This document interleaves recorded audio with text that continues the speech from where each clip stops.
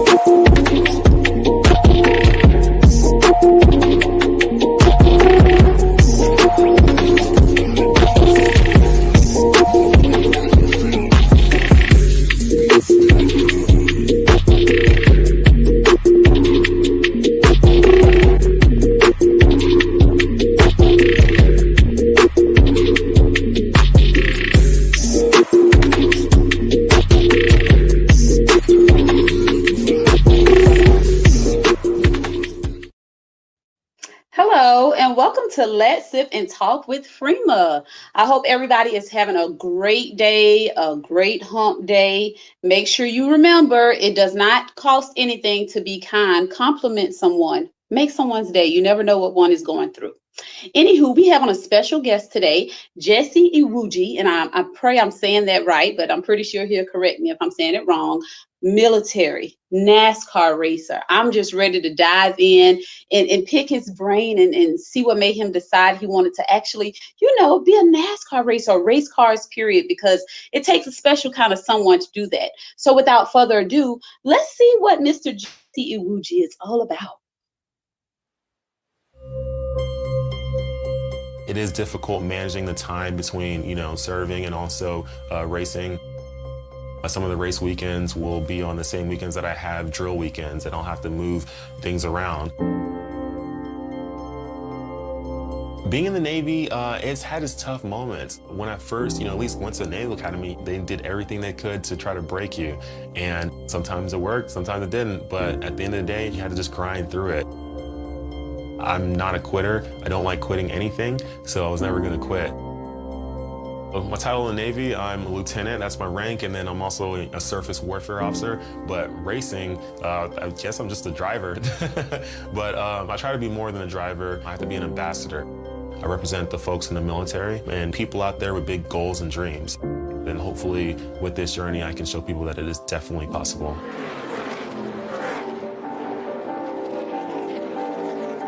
How's it going? Good. Hey, what's up, everybody? So it's me and Bubba Wallace here at Charlotte Motor Speedway. It's a Coca-Cola 600 weekend. We got the 600 miles of remembrance, and we're honoring all of our troops and fallen service members out there who have given that ultimate sacrifice for us to be here on a free weekend. So I'm originally from Dallas, Texas. Both of my parents grew up in Nigeria. They immigrated from Nigeria to the U.S. in the 80s before having me, my two brothers, and my sister. We all grew up in Dallas, love the state of Texas, and we were all into sports. The Naval Academy began recruiting me my junior year. It was a school that was going to have a great education, a great football team, and also offered me an opportunity to have a career after I graduate, and that's serving in the United States Navy. So while on deployment in the Navy, I just, would go to drag strips and road course tracks and have open track days and just have fun with my car there. I met a guy at a car show. I told him about all the drag racing and road course stuff that I was doing, and he said, you know what, you should look into stock car racing. And at that moment, I was like, wait, what, NASCAR? And he was like, yeah. After that, I went on deployment, and after that deployment, I came back and decided that I was gonna go full go with it while on shore duty. At that point, I was like, now or never.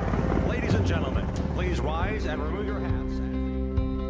It means a lot for me to be in the Navy and represent this country. There's a responsibility behind it. Every action I make, everything I do, there's something behind it. Thank you for your service. I mean, if you make a mistake, people could get hurt, people could die. So there's a sense of responsibility with that. I was active duty from 2010 through 2017, and now I'm in the Navy Reserves. I am African American, and there's really not a lot of African Americans, in the sport right now. But I see more coming. I think more will come as we all kind of pave the way right now and just show that, hey, NASCAR is open to all races, all genders, you name it. It's not closed to anyone. If you want to race, grab a helmet, grab a suit, get on the right team, and you can make it. And hopefully we can inspire more people who are like us and look like us to come up through the ranks. My name is Lieutenant Jesse Iwuji, and I'm a driver for Patriot Motorsports Group in NASCAR.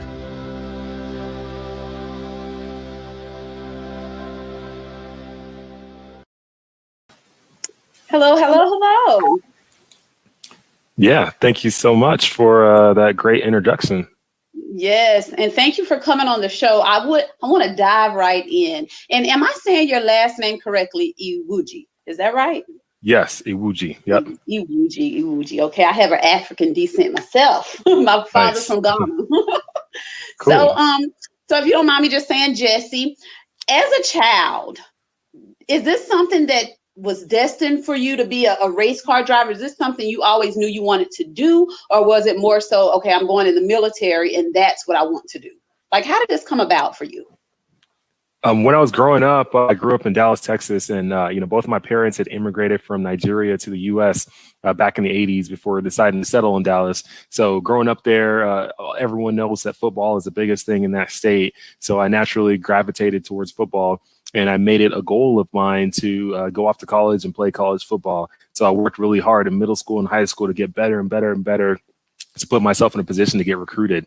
And eventually one of the schools that started recruiting me was a Naval Academy. So that's what really led me towards wanting to go into the military, because when a Naval Academy started recruiting me, I just looked at it as a great opportunity to go to a really good school, get a great education, play football for a really good team. And then when I graduate, have a career started for me as an officer in the Navy. So it was just win in all different ways. And that's why I decided to go that route.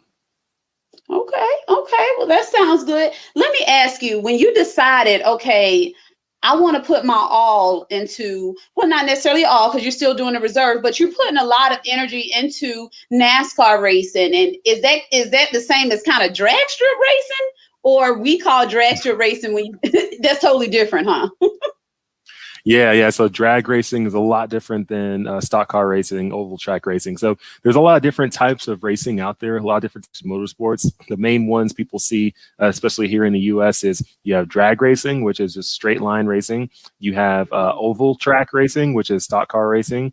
And then you have road course racing, which is where you get on tracks that turn left and right, and there's twisties, and you go around a lot of different corners and all that stuff. So that's road course racing. But those are the three main types that you typically see as far as cars on tracks. And you have off-road racing and things like that, and you can, motorcycles do their thing and all different other stuff that you can go from there. But the main types that you generally see is the road course racing, oval track racing, and drag racing straight line. And drag race straight. Okay, I never knew the difference. I thought it was all in one. So thanks for clarifying that for me. So what is it that Jesse does to prepare for a race? Like, some people listen to music, some people exercise. Like, what is that one thing that you notice that's a trend for you that you have to do before you have that big race? Or is it anything that you do? I would say the week leading up to the race, definitely, got to stay in shape. So I'm always working out and running every single day, hydrating every single day a lot, because in the race car, it's very hot. It's not like a normal car. The temperatures get all the way up to 130, 140, sometimes 150 degrees inside the race car for hours on end. You don't have an AC. There is no AC that you turn on and blow cold on you. You got to eat it and be in that heat. And then after hydrating and all that, I train on my racing simulator. I have a simulator here at home where basically it's a race seat, pedals, shifter, steering wheel, and I train on there every single day with the software that we use to train on. So that helps me learn tracks and learn how it is. Some people will look at it and think it's a video game. It's definitely not a video game. It's far from it. It's a lot more realistic. That's pretty good.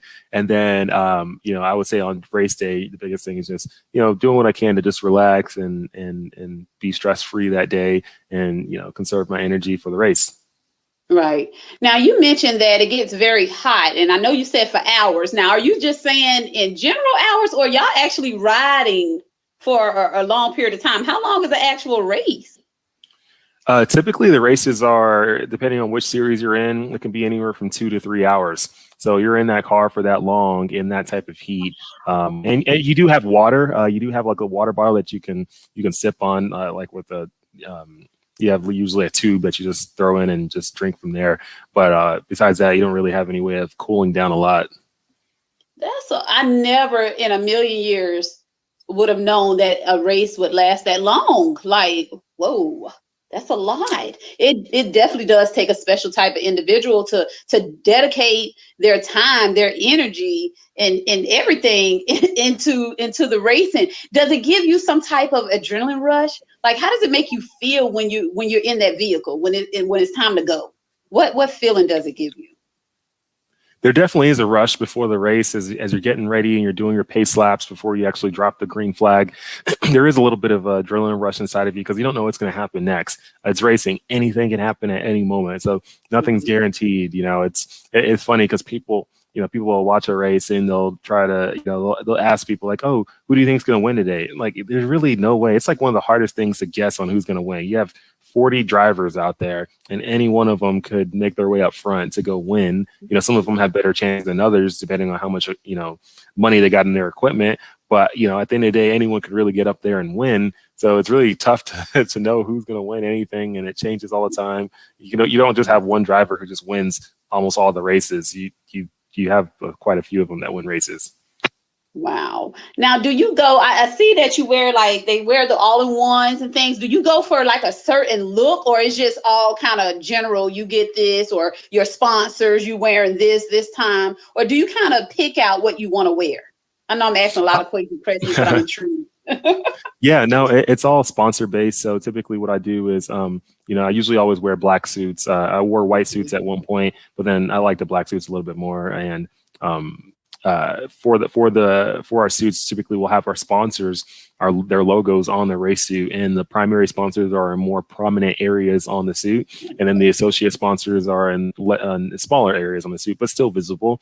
And we organize them in a way where it looks good, so it doesn't look all janky or anything like that.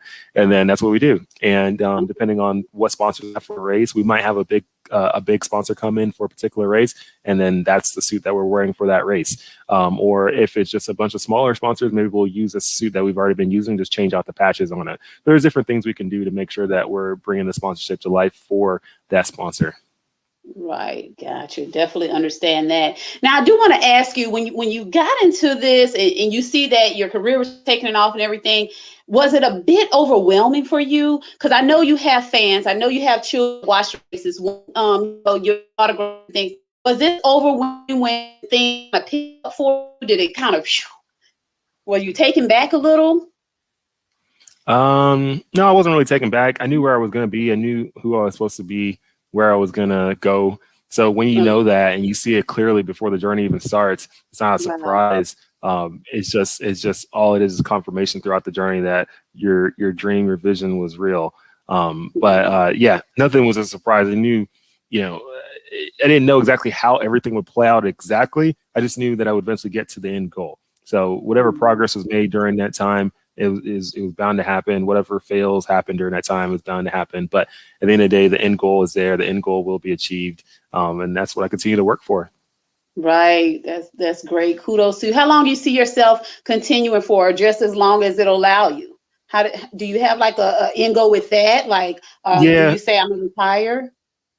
Yeah, I would say full-time racing, probably another 10 years or so. And then I really want to jump into Hollywood stuff. I really would love to be in like film stuff and be in some big blockbuster action films, like Fast and the Furious or some Marvel comic universe movies or something like that. So definitely want to jump into some of that. But yeah, no, as far as the NASCAR stuff, probably another 10 years or so. And then usually when drivers get to about 42, 43, 44, 45, that's a good time to retire, let the other young bucks jump in and do their thing. Okay. I just have one last question. I seen, because of course I was watching some of your YouTube videos, like the one we just seen previously, and I seen that someone mentioned that they didn't think they would be able to do everything that they wanted to do. And by watching you and seeing that footage, they feel like, oh, now I can do it all. So how does it make you feel to know you motivate individuals, of our ethnicity, to strive for greater and let them know, if I can do it, you can do it too. How does that make you feel? And what would you tell the individuals that is still kind of like, they still need that oomph or that motivation? Yeah, this whole journey has really been about showing people what we as human beings are capable of. I think we're capable of a lot. We're super powerful, especially when we put our mind to something. I know it sounds super cliche on, put your mind to it and you can make it happen. It's literally, it's true. Like you once you envision yourself, seeing yourself becoming whatever it has to become, that's that desire part of it. Like it's a desire to have a particular dream and achieve something. That's that desire part. But after the desire, then you got to throw in the ambition. And the ambition is that drive from there. From there, now you got to have actionable steps every single day, daily grind, putting energy towards that goal every day, trying to find new ways to achieve it, because not every path you take is going to work. Some of them aren't going to work, but you got to keep on moving. Find the next. At the end of the day, there's going to be a bunch of walls along this journey, but walls, you can go over them, you can go under them, you can go around them, or you can go through them. It's not going to be easy. Some walls are super tall, so you're going to have to find a way to go under them. Some of them are short, so you'll jump over them. Some of them are weak, so you'll just blow right through them. There's all these different things, but don't let the wall stop you. At the end of the day, when you're going through your journey, when you're going through this tunnel towards a particular goal, it's going to get dark. That light that you thought was there is not going to be visible. But just because it's not visible doesn't mean it's not there. That's where that faith part comes into place, where you have to have faith that even though you cannot see the light, it is actually there. And those who have that faith, those who stay strong enough, long enough, those are the ones who get to the end. Oh, I love it. I love it. It's nothing further for me to say. You summed that up. You gave us some good words, and I really appreciate that. Is there anything else, because I don't want to hold you up too long, but is there anything else you'd like to share with us? Anything you want to ask me before we end this segment, Mr. Jesse? No, I think we hit a lot of stuff. But for those out there who are going after big goals and dreams, just remember, you're trying to build a skyscraper, right? So the taller a skyscraper is, that means the deeper it has to be. You have to dig. So the higher you want to go, the deeper you have to dig, and that's not easy. So understand that nothing comes quick. If you build a skyscraper super quick in just a few days and you don't dig deep for that foundation, it's going to look pretty for about one day. But the moment weather comes, the moment that wind comes, the moment something blows through it, or there's a little earthquake or something just bad happens, because bad things happen. Once that happens and you don't have that foundation, it's going to fall to the floor, and we see it all the time. So understand, the higher you want to go, the deeper you're going to have to dig. I appreciate that. And I know a lot of us, including myself, needed to hear that. So thank you for those words of encouragement. It's much needed. It's much needed. Again, I appreciate you taking the time out of your day to come on Let's Sip and Talk with Freema. I truly appreciate it. Continue to do great things. I can see you in those big action blockbuster movies. Can't wait to watch. Good luck on that, because I know it's coming soon. And again, thank you so much for coming on the show. And excuse me. And as we always say on Let's Sip and Talk with Freema, peace and love.